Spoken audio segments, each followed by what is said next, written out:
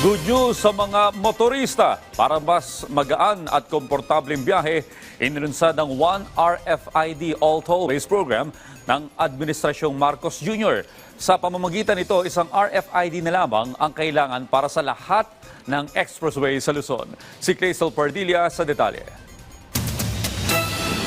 2 beses sa isang linggo kung bumiyahe ang negosyante na si Sunny sa labas ng Metro Manila. Madalas siyang malito sa dalawang magkaibang radio frequency identification o RFID na ginagamit pambayad sa expressway. Oo, kasi complicated sa akin kasi minsan naloloadan ko yung kabila. Dito pala yung kailangan i-load sa isang card. May dalawang RFID, ang AutoSweep para sa mga biyaheng Skyway, South Luzon at Tarlac, Pangasinan, La Union Expressway.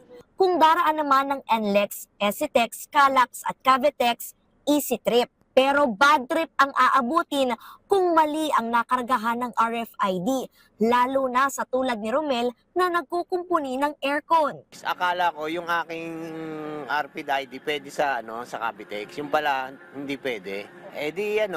Magbabayad ka ng cash.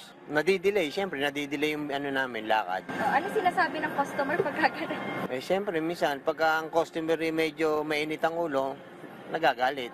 Simula ngayong araw, solve na ang problemang yan. Inilunsad na kasi sa pangunguna ni Pangulong Ferdinand R. Marcos Jr. ang One RFID for all tollways. Sa pakikipagtulungan ng gobyerno at pribadong sektor, isa na lang ang gagamiting RFID para sa lahat ng expressway sa Luzon. Malinaw ang layunin nito, mapabilis ang daloy ng trapiko sa mga tollgate.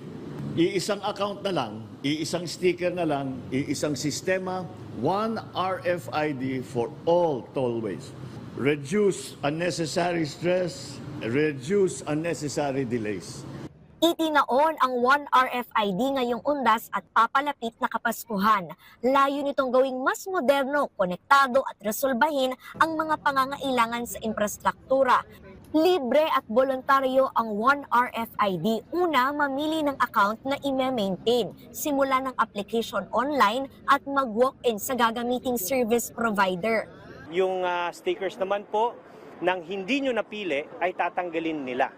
Pag po natanggal na po nila yung sticker at naloadan nyo na po yung inyong RFID account, pwede nyo na pong magamit yon at yun na po ang inyong i-maintain. Yung balance, pwede nyo pong ilipat. Or baka gusto niya namang i-refund, maaari din po. Approve yan sa mga motorista. Wala nang lito. Pag may karga yung isang yung isang tawag dito, RFID, kahit saan ka pwede kang lumusot. Sa ngayon, epektibo ang One RFID sa mga pribadong sasakyan. Sa susunod na taon, target itong palawakin sa mga group fleet account o grupo ng mga sasakyan na nakarehistro sa kumpanya o gobyerno. Craysel Pardilla para sa Pambansang TV sa Bagong Pilipinas.